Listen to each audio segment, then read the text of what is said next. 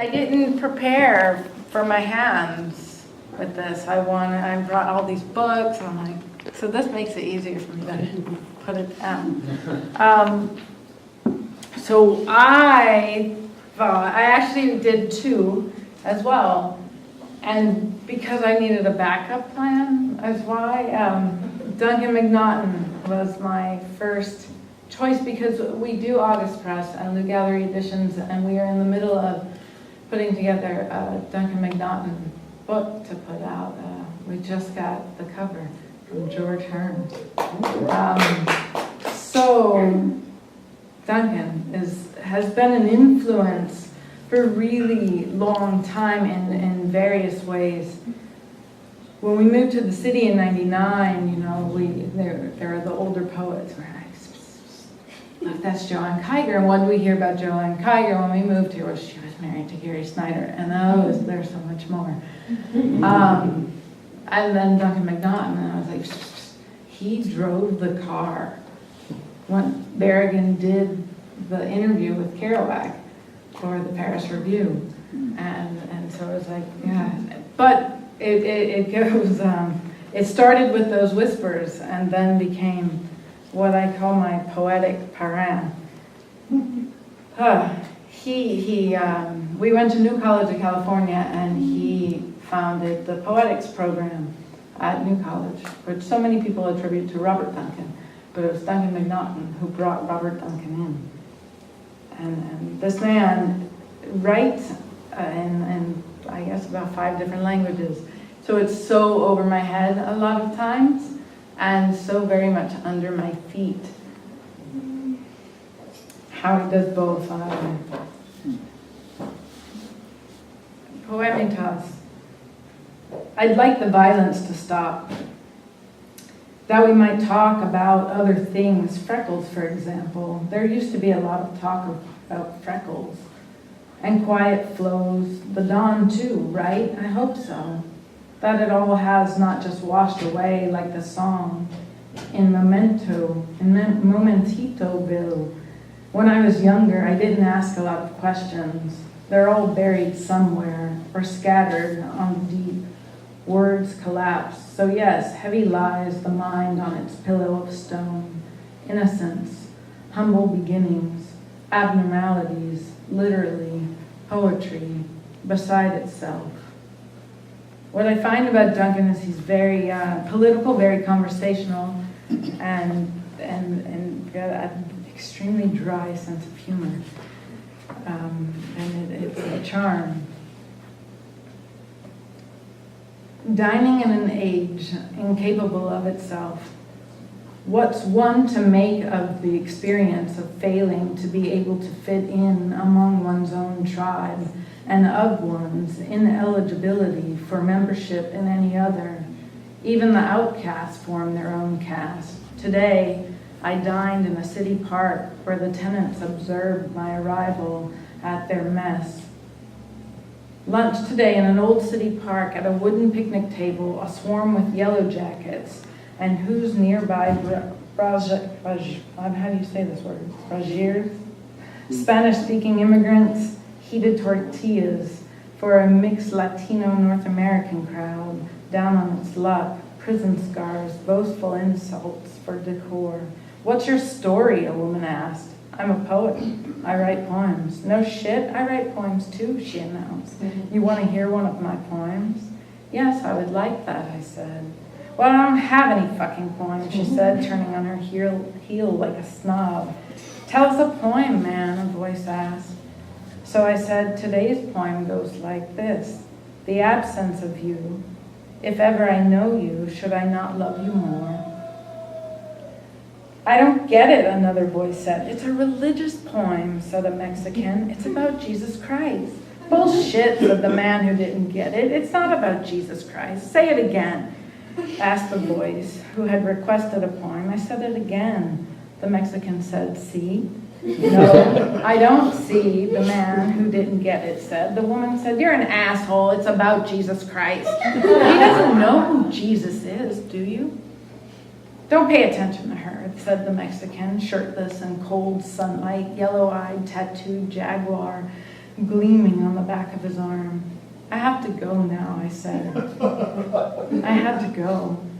Write it down, will you? Asked the man who had asked for a poem, the man who had asked me to say it again. He gave me a piece of paper and a pencil. I wrote it down. He said, I don't know about poetry. This is a real poem? I think so, I said. It's a poem, said the Mexican. Don't worry about it. That poem that he's referencing is a poem in the same book, Kicking the Feather. The absence of you, if ever I know you, should I not love you more? In an age incapable of itself, dementia multiplies. How alone are we, the more so. How alone we are, the more of us we know. And it's shit like that that knocks me out. That stuff is like crazy good. And the way he can be conversational and do it all. This is from the magazine, the book that we're about to do. I won't read the whole poem, just this section. In college, I fenced. One night, I phone-ordered pizza, which was delivered by my coach, the short, slender, middle-aged man from Prague. We were embarrassed. Money was exchanged. Afterward, sure, it all made sense. Like hell, it all made sense. It would have had I chosen to be a stage actor. I'm pretty sure Montgomery Cliff fenced. But despite its robotic sincerity, its widely shared base values, its nearly always repulsive secrets, I picked a career in poetry because poetry told me that it was the sole means by which I could educate myself. Okay. And so, poems coming off of Duncan in my own way.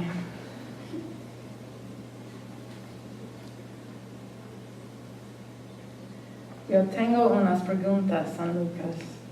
Extracting sorrow, killing kings, we follow the moon. We eat the moon. We jump over. Are we dead? Not yet. Are we returning? Not yet.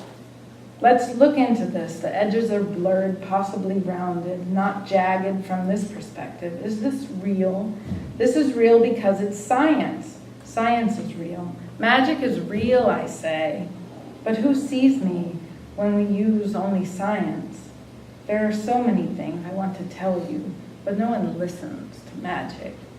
Does this prognosis sing, change form, disappear? But didn't you pull it out of a hat anyway?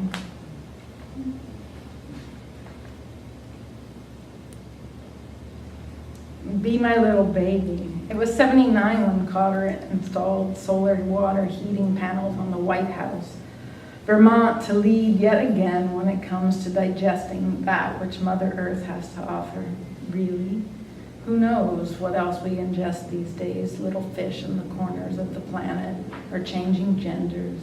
Estrogen leaking rampant from all the trinkets that grab our attention and our wallets. See that bird with the faux hawk?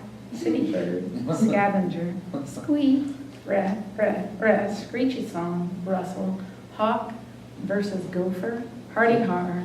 Come along. Why wouldn't you want to? Domed light protruding. We're all in it together. He poured the punch just for you. The punch, yeah. Everyone laid out in their sneakers. See that bird? Hardy har, har.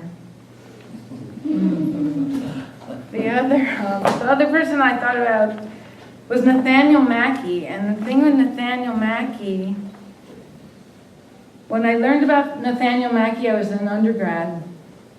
And I heard a cassette tape that a professor had. And there's something very different about hearing someone first than reading the work. And holy crap, that guy has this rhythm. Duncan, like I said, it goes over my head and under my feet, and it's this wrestling. Nathaniel Mackey is just straight into here and then out. And when I read him, I can feel myself moving. It's fascinating. So he's got these books, Nod House, Splay Anthem, that are all of like this series. He also has like fiction, and I guess the one, Base Cathedral, might be a kind of fiction. Like there's others. There's a City Lights one I have even. This is coming off of reading him. The reorganization of chaos after Alleluia. On the one hand, she holds firm antiquity, on the other, creatures from within, boys, girls, and fish strung out on clouds. Who kept me here this long, under mossy rock and shedded tree? Who sung me low to the Titans? Language goes acoustic, but still has the echo of cannons. Eventually, we learn to withstand the salty atmosphere. Tongue is numb and scarred. Called Dorada, called out Dorada. We heard croon, we stood local, floating wind, the mutterings even. On the one hand, smoldered, on the other, vitality, birds, men, and masses, lays horns, lays layers. The sound of falling catches echo, wandering city wake. We tucked the kept one, we kept the meant one, leveled, ate, drank, thirst, breathed, dorada, and orchestrated stillness so no one would know. I orchestrated stillness so you didn't have to. Lo. That's it. Thank you.